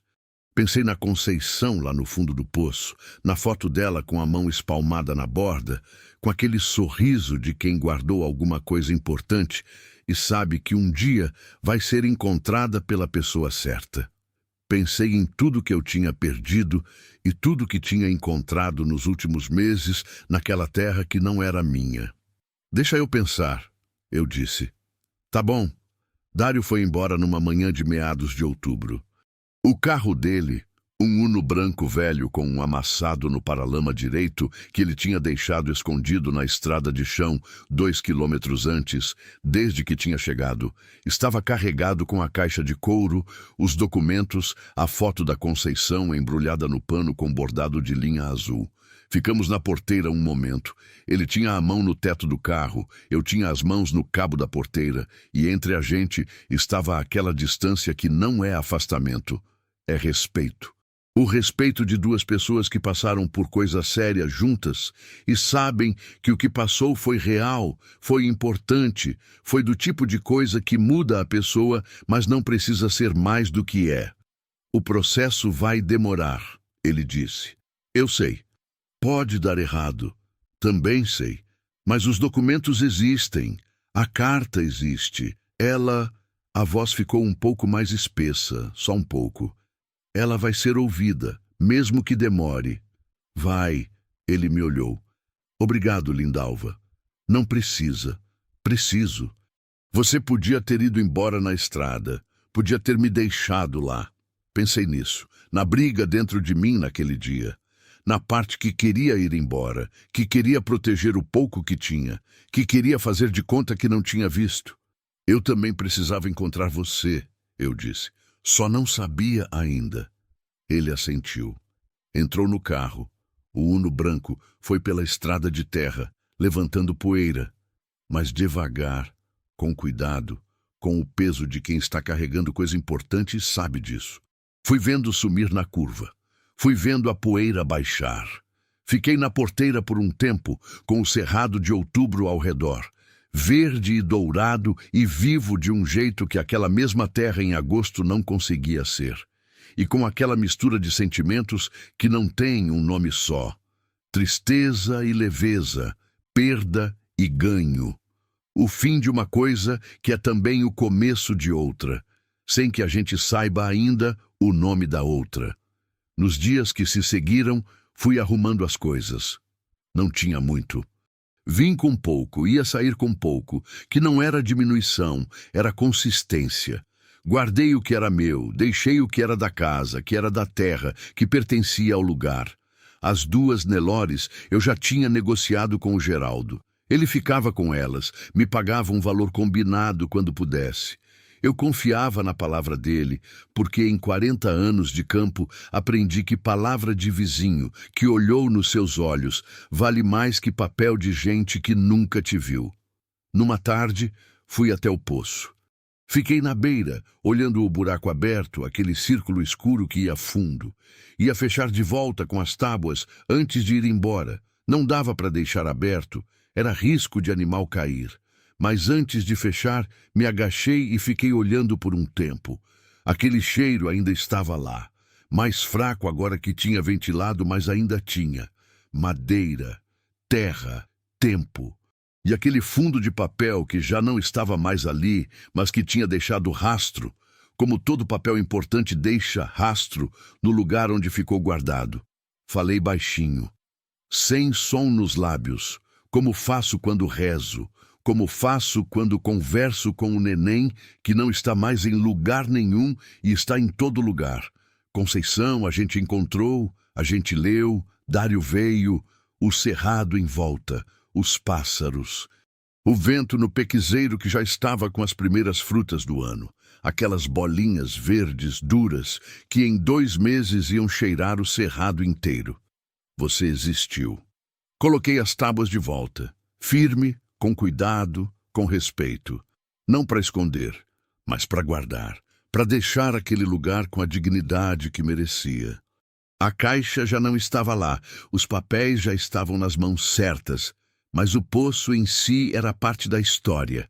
Era testemunha de pedra e argamassa de uma mulher que não tinha recurso nenhum, além da inteligência e da teimosia, e que usou os 2 até onde pôde. Amarrei o arame, coloquei as pedras em cima, me levantei. O último dia no Rancho Fundo foi uma quinta-feira. Quinta-feira. O mesmo dia da semana que o neném tinha ido embora. Não planejei assim. Quando percebi, já estava feito. Pensei por um segundo que talvez fosse sinal, e depois pensei que talvez fosse só coincidência, e depois parei de tentar separar uma coisa da outra, porque a vida não faz muito esse esforço de separação. Ela mistura tudo e a gente é que vai decidindo o que chama de sinal e o que chama de acaso. Acordei às 5, como sempre. Fiz o café mais devagar do que precisava, saboreando o ato, o cheiro, a fumaça subindo no ar ainda fresco da madrugada. O fogão a lenha crepitando com aquela voz de fogo velho que conhece o trabalho.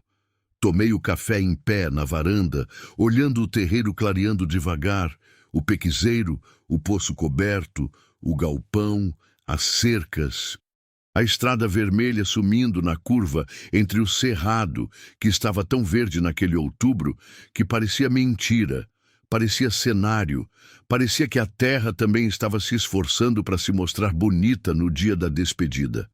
Pensei em tudo que aquele lugar tinha me dado, não a terra. A terra nunca foi minha para ficar, e agora eu entendia que talvez nunca tivesse precisado ser. O que aquele lugar tinha me dado era outra coisa. Tinha me dado meses de silêncio que foram obrigando aos poucos a voz lá dentro que eu tinha abafado desde que o neném foi a começar a falar de novo. Tinha me dado trabalho honesto que cansa o corpo e descansa a alma. Tinha me dado a história da Conceição, que era também minha história de um jeito torto, mas real. A história de mulher que não tem muito recurso, mas tem dignidade e usa a dignidade até o fim. Tinha me dado o Dário, que chegou como mistério e foi embora como testemunho. Tinha me dado de volta a mim mesma. Isso não se herda em cartório, isso não se perde em processo. Peguei o meu Gol, que a oficina tinha devolvido consertado na semana anterior. Carreguei as malas no banco de trás, fechei a casa. Tranquei a porta com a chave que ia deixar com o Geraldo, que ia cuidar da propriedade enquanto o processo corria. Antes de entrar no carro, parei. Virei para o calendário de 1987 que estava na parede da sala. Eu tinha decidido deixar. Não era meu. Era da casa. Era da história daquelas paredes. A santa me olhava com aquele sorriso de quem já viu muita coisa e não vai contar, mas também não vai embora. Cuida, eu disse para ela. Não é loucura falar com um santo de calendário velho. É só ter respeito pelo que ficou de guarda num lugar. Saí. A estrada de terra vermelha estava boa naquele outubro. As chuvas tinham assentado o cascalho, fechado as valetas maiores, deixado o caminho mais firme que em agosto. Fui devagar, como sempre, respeitando a estrada que respeita quem respeita ela. Na curva que dá visão para o córrego do meio, parei um momento. O córrego estava cheio, cheio de outubro, cheio de chuva acumulada, correndo rápido e limpo entre as pedras com aquela cor de água que veio de cerrado. Um verde amarronzado limpo que não é sujo, é cheio de terra fértil, de caminho longo. A ponte de madeira estava firme. As gaivotas do mato, que não são gaivota, mas todo mundo do interior chama assim aquele pássaro branco de perna longa, que fica parado na beira de rio olhando a água, estavam lá, imóveis, com aquela paciência de bicho que aprendeu que esperar é uma forma de agir. Fiquei olhando o córrego por um momento. Depois, atravessei a ponte. Liguei para o Tiago na estrada. Mãe, onde você está? Na estrada. Vou passar por Palmeiras, daí sigo para Anápolis. Chego de tarde. Silêncio breve. Depois, com aquela voz de filho adulto que não sabe mais se deve tratar a mãe ou como igual e vai tentando o equilíbrio. Você tá bem? Pensei. Olhei a estrada de terra à frente, o cerrado verde dos dois lados, uma garça branca levantando voo de um brejo à margem da estrada, aquelas asas lentas e largas que parecem impossíveis de sustentar aquele corpo e sustentam com uma graça que a gente não cansa de ver. Estou, eu disse, e era verdade. Tô bem de um jeito diferente, mas tô. Diferente como? Pensei em como explicar. Pensei em Conceição e no Poço, pensei em Dário e na promessa, pensei no calendário de 1987 e na santa que fica. Pensei no neném e no rádio e no silêncio que caiu naquela manhã de quinta-feira 6 anos atrás. Pensei em mim mesma, em Linda, que meu pai chamava quando eu era menina e o mundo cabia num quintal. Diferente de quem sabe o que tem que fazer agora, eu disse por fim, mesmo sem saber ainda o que é. Tiago ficou um segundo em silêncio. Tá bom, mãe. A cama tá pronta. Obrigada, filho. Dirijo e penso. Sempre fiz isso. O campo ensina que tempo de deslocamento é tempo de pensar. E mulher de fazenda aprende a usar cada minuto que tem. Penso no processo, que o Renato disse que pode levar anos, mas que os documentos são sólidos. E a testemunha idosa de Palmeiras já concordou em dar depoimento. Penso no sítio perto de Pirenópolis que o Dário mencionou e descubro que continuo pensando, que a ideia não foi embora com ele, que ficou plantada em algum lugar e está crescendo quieta, do jeito que cerrado cresce, que não pede permissão. Penso na Conceição, penso nela bastante, mais do que esperava. Aquela mulher que eu nunca conheci, que morreu décadas antes de eu pisar naquela terra, que vai ser minha companhia de pensamento por muito tempo ainda, eu sinto isso. Tem gente que a gente encontra assim, pelo rastro, pelo que deixaram. E o rastro é tão vivo, tão presente, tão cheio de personalidade, que parece que a pessoa está ali de algum jeito, que eu existei. Esse erro que não é erro.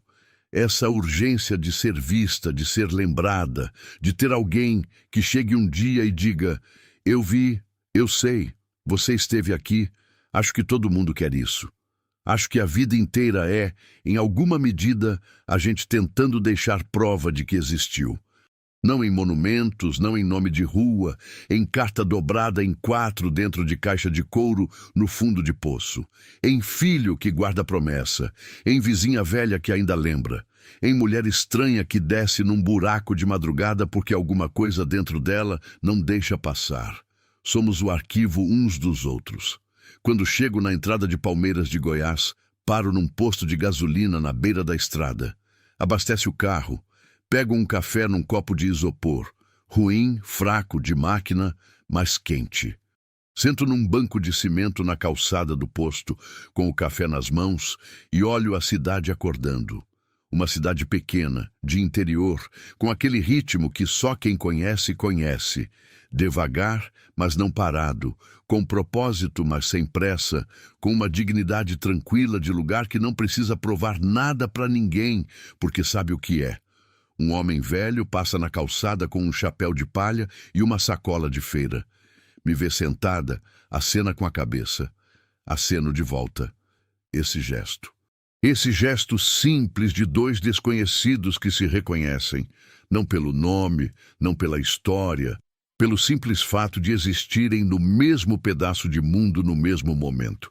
Esse gesto que nas cidades grandes desapareceu faz tempo e que no interior ainda existe, teimoso, resistente, como o pequizeiro que ninguém plantou e ninguém vai arrancar. Termino o café. Me levanto. Olho a estrada que vai embora na direção de Anápolis. Asfalto agora. Confortável, veloz, previsível. Diferente da terra vermelha que deixei para trás. Entro no carro. Já faz 3 meses desde que saí do Rancho Fundo. Estou em Anápolis, no quarto que o Tiago e a Marisa prepararam, com a janela que dá para um quintal pequeno, onde tem um pé de mamão que não sei de quem é, mas que dá mamão bom. Estou me acostumando com barulho de cidade, que não é ruim, é só diferente, é só outra linguagem que precisa de tempo para aprender. Falo com Dário de vez em quando.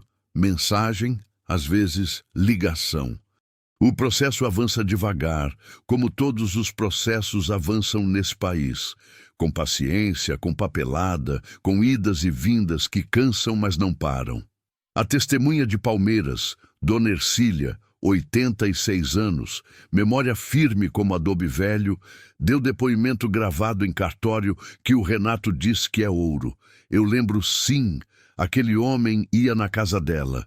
Ela ficava quieta quando ele chegava, daquele jeito que a gente fica quieto quando tem medo e não pode mostrar.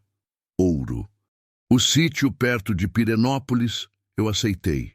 Vou em janeiro, dar uma olhada primeiro, ver a terra, ver se a terra me vê também, que é o que a gente faz quando escolhe lugar para viver. Não é só a gente escolhendo o lugar, é o lugar escolhendo a gente de volta. Se for, fico. Se não for, continuo procurando. Não tenho pressa. Pela primeira vez em muitos anos, não tenho pressa. Tenho destino incerto e passo firme, que é uma combinação melhor do que parece. Hoje cedo, antes de escrever isso tudo, sentei na janela com o café, forte, do jeito que eu faço, não de máquina, e fiquei olhando o quintal. O mamão amadurecendo, uma borboleta amarela passando devagar. O cachorro do vizinho dormindo na sombra de uma cerca, com aquela paz de bicho que não deve nada a ninguém. E pensei, como penso todo dia, como vou pensar por muito tempo ainda, no que aconteceu no Rancho Fundo. Naqueles meses, naquele poço, naquela carta. Pensei em se foi real ou simbólico, em se teve algum sentido maior ou se foram só coisas acontecendo uma atrás da outra, como sempre acontece. Sem roteiro, sem aviso, sem a gentileza de se apresentar como importante antes de ser. E concluí, como concluo toda vez, que não sei. Não sei se existe sentido costurado nas coisas. Não sei se a Conceição sabia, lá no fundo do poço, que ia ser uma mulher cansada e viúva, que ela nunca conheceu que ia chegar primeiro.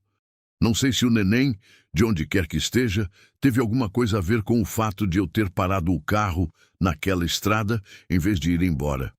Não sei se existe Deus do jeito que aprendi na infância ou do jeito que inventei sozinha depois, que é um Deus de cheiro de terra molhada e de beija-flor no momento certo. Não sei. E descobri, e essa é talvez a maior descoberta de tudo, que não saber não é o problema, que a vida não exige que a gente entenda o que acontece com ela.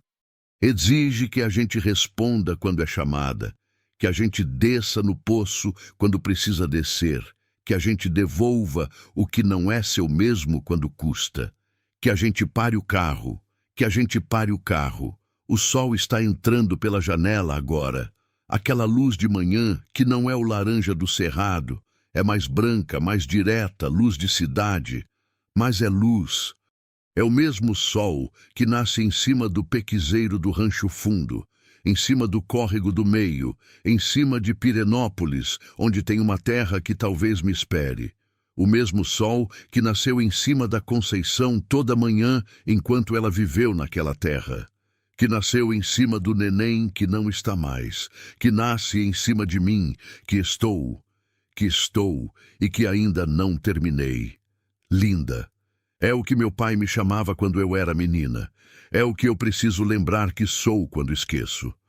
Linda, não de aparência, não de vaidade.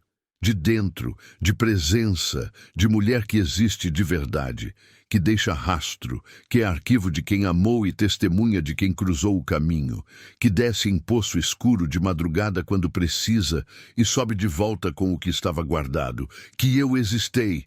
Conceição, eu sei, eu vim.